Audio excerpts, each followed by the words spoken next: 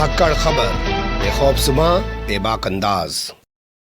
धाकड़ खबर के news room से मैं आपके साथ हूं अकरम रईस खान। फिरोजाबाद का नाम बदलकर चंद्रनगर किया जाना चाहिए, ये एक प्रस्ताव जिला पंचायत से पास किया गया और उत्तर प्रदेश सरकार यानी कि आदित्यनाथ योगी को भेज दिया गया। ये खबर मैं आपके सामने रख चुका हूं, कई दिन गुजर चुके हैं, लेकिन जिस वक्त ये खबर मैंने आपके सामने रखी थी उसी दिन बताया था कि जिला पंचायत से जो ये प्रस्ताव पास हुआ है फिरोजाबाद को लेकर, ये कोई पहला मामला नहीं है। अब इसके बाद उत्तर प्रदेश में एक बाढ़ सी आ जाएगी। तो मैं आपके सामने अब विस्तार से खबर रखने जा रहा हूं कि जो बाढ़ है वो कहां कहां पर आ गई है। वैसे आजकल बारिश की वजह से बहुत सारी जगह पे आ रही है और जब मंत्री चाहे मोदी सरकार के हों चाहे शिवराज के हों जमीन पर जा रहे हैं तो लोग उनके ऊपर कीचड़ फेंक रहे हैं, लेकिन इन्हें पता है लोग जितनी गालियां देते हैं उतनी इनकी इज्जत बढ़ती है, इसलिए चाहते हैं कि लोग गालियां देते रहे, क्योंकि इन्हें पता है जिस दिन गालियां देना बंद हो जाएंगी उस दिन ये लाल की शाड़वानी बन जाएंगे, यानी कि लोग इनका नाम भूल जाएंगे, इसलिए जानबूझ के ऐसी ऐसी चीजें करते रहते। खैर उस पर कभी बात रखेंगे।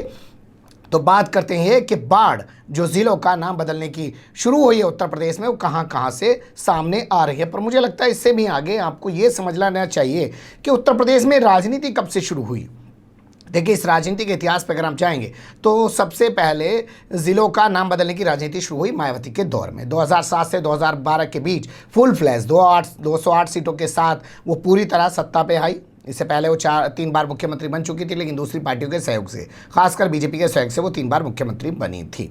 इस बार आने के बाद उन्होंने बहुत सारे शहरों के ज़िलों के नाम बदल दिए। हालांकि जैसे ही सत्ता में 2012 के अंदर अखिलेश यादव आए तो उन्होंने 10-11 ज़िलों के वापस वही नाम कर दिए। जैसे इन्होंने कई ज़िलों के नाम बदले थे उन सब के वापस पहले वाले नाम अखिलेश यादव ने कर दिए। तो राजनीति का सिलसिला असल में मायावती से शुरू होता है, लेकिन 2017 में जैसे ही आदित्यनाथ योगी सत्ता में बैठ जाते हैं ये धार्मिक रूप ले लेता है। उससे पहले जो नाम बदलने का सिलसिला था वो धार्मिक रूप नहीं था, वो हमारे देश के जो बड़े प्रतीक हुए उनके ऊपर था, जिन्होंने आज़ादी की लड़ाई में अहम भूमिका निभाई है, देश के संविधान लिखने में अहम भूमिका निभाई है, जिन्होंने दबे कुचले पिछड़े समाज को आगे बढ़ाने का काम किया। जैसे आप देखिए भोंपू मीडिया और उसके दलाल चाटुकार दंगाई पत्रकार महानायक किसको लिखते हैं?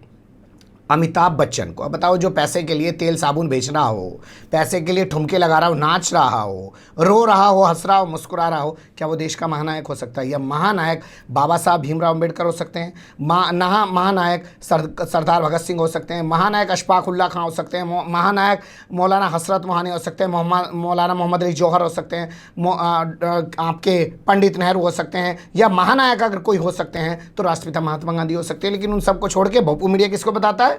अमिताभ बच्चन को। ये ब्रांडिंग है, पैसा वहाँ से मिल रहा, ब्रांडिंग करनी है, धंधा चलेगा, फिल्में चलेंगी, तुम्हारा भी कुछ भला होगा।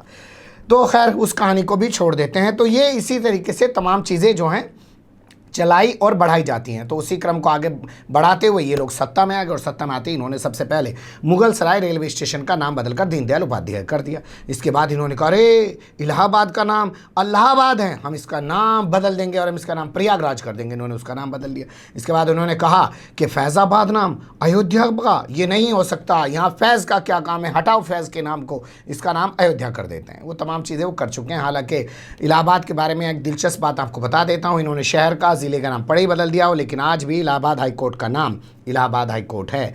आज भी इलाहाबाद यूनिवर्सिटी का नाम इलाहाबाद यूनिवर्सिटी है। ठीक उसी तरीके से जैसे एक ज़माने में मुंबई का नाम पहले बॉम्बे होता था लेकिन आज मुंबई कर दिया गया है, लेकिन वहाँ पे बॉम्बे हाई कोर्ट का नाम आज भी बॉम्बे हाई कोर्ट है। जैसे चेन्नई पहले मद्रास हुआ करता था लेकिन उसका वर्तमान नाम चेन्नई है, लेकिन हाई कोर्ट का नाम आज भी मद्रास हाई कोर्ट है। ये आपकी जानकारी के लिए बता दिया। वैसे ये तमाम चीज़ें जानने के बाद आप लोग यही कहेंगे भैया बोर हो रहे हैं, कहानी बता दो असल में है क्या। तो कहानी आपको बता देते हैं। तो मैंने बताया था आपको कि फिरोजाबाद का नाम चंद्रनगर करने की बात की गई थी और उसका प्रस्ताव जिला पंचायत से पास करके यूपी सरकार को भेजा गया था। यूपी सरकार उस पर क्या डिसीजन लेगी अभी कुछ कहा नहीं जा सकता है। लेकिन ये खबर का दूसरा पहलू है, पहले तो सत्ता में बैठे लोग नाम बदल रहे थे, अब नीचे से प्रस्ताव मंगाए जा रहे हैं, यानी कि मामले को दूसरा रूप देने की कोशिश की जा रही है। तो जनता की डिमांड पे हम कर रहे हैं। जनता की डिमांड पर राजीव गांधी खेल रत्न अवार्ड का नाम मेजर ध्यानचंद खेल रत्न अवार्ड किया जाता है। प्रधानमंत्री नरेंद्र मोदी के तौर पे मैं अपने ट्विटर के जरिए ये घोषणा करता हूँ। वो आपने देखा ही होगा तो वही कहा जाएगा कि पब्लिक की डिमांड पे हमने फला शहर का नाम बदल दिया। ये टैक्टिस होती है। अब खबर आ रही है कि संभल का नाम पृथ्वीराज नगर किया जाए, ये मांग उठाई जा रही है। कहा जा रहा है पृथ्वीराज नगर इसलिए किया जाए क्योंकि राजा पृथ्वीराज चौहान की ये राजधानी हुआ करती थी। योगी सरकार के अंदर राज्य मंत्री गुलाब देवी ने बाकायदा इस बात की डिमांड की है।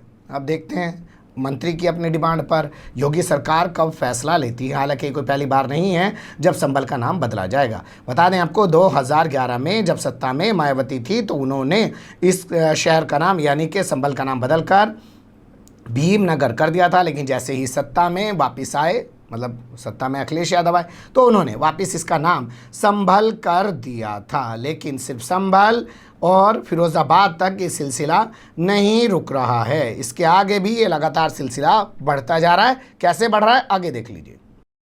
तो इस फहरिस्त में सबसे पहला नाम मुजफ्फरनगर का हमारे पास है। पश्चिम उत्तर प्रदेश का एक ऐसा जिला जिसे हम मुस्लिम बाहुल्य जिला कह सकते हैं। हालांकि यहीं पर 2013 में हुए दंगों के बाद से भाजपा धड़ाधड़ अपनी फसलें काट रही है। 2014 के लोकसभा चुनाव में शानदार फसल काटी राजनीतिक तौर पर, 2017 में काटी, 2019 के लोकसभा चुनाव में भी काटी और अब फिर से 2022 में ये फसल काटने की तैयारी में भाजपा लगी हुई है। हालांकि यहाँ चल रहे किसान आंदोलन की वजह से उसके पैर उखड़े हुए हैं। उसे लग रहा है कि अगर वो पश्चिम उत्तर प्रदेश से उखड़ गई तो पूरब में भी बसी नहीं रह पाएगी, क्योंकि यहीं की तो नफरत फैला के वहाँ पे वोट बटोरे थे। लेकिन यहाँ पे जो नफरत फैला के लोगों को बांटा था, जाट, मुस्लिम, एससी, ओबीसी सब एक साथ वापस आ गए हैं किसान आंदोलन की वजह से। इस पे फिर बात करेंगे। तो ज़िले का नाम है मुजफ्फरनगर, बदलने की मांग की जा रही है लक्ष्मी नगर।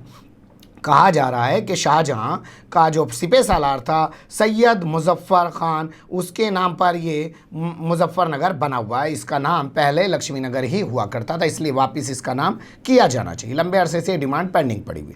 अब बात कर लेते हैं मिर्ज़ापुर की। तो मिर्ज़ापुर का नाम बदलने की मांग की जा रही है विद्याधाम। आपने देखा होगा भी अमित शाह उत्तर प्रदेश के दौरे पे थे, वो मिर्ज़ापुर पहुँचे, उन्होंने वहाँ विद्या वाशिनी मंदिर में जाकर बाकायदा पूजा अर्चना की। माना जाता है कि माता विद्यावासिनी के दर्शन करने के बाद ही राम के दर्शन जो किए हैं वो परंपरा है, पहले वहाँ जाइए फिर वहाँ जाइए, तभी वो आपका तीर्थ पूरा माना जाता है। तो उस ज़िले का नाम विद्या धाम किया जाना चाहिए। इसके अलावा बस्ती का नाम बदलने की भी मांग की जाती है। आप जानते हैं एक ज़िला है वशिष्ठ नगर कहा किया जाना चाहिए। कहा जाता है कि वशिष्ठ जो हैं राजा राम के गुरु थे, ये बात कही जाती है, इसलिए इसका नाम बदलने की बात कही जाती है। ये मांग वैसे खुद आदित्यनाथ योगी की मौजूदगी में जब उन्होंने बस्ती महोत्सव मनाया था तो वहाँ उठाई गई थी। उन्होंने वादा भी किया था वो नाम बदल लेंगे, लेकिन अभी नहीं बदला, हो सकता है चुनाव के पास आके बदल दें।